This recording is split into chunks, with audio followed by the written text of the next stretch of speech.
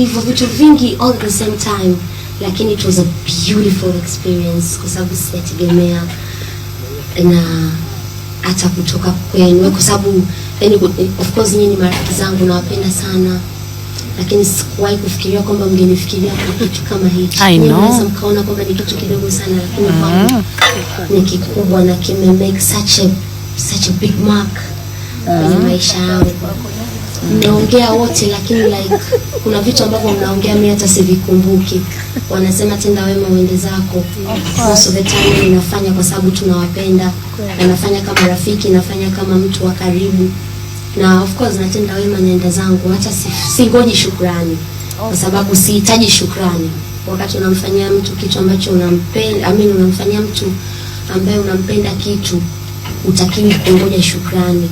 Aswe darling. Na ndio maana ninafanyaga alafu sikumbuki kwa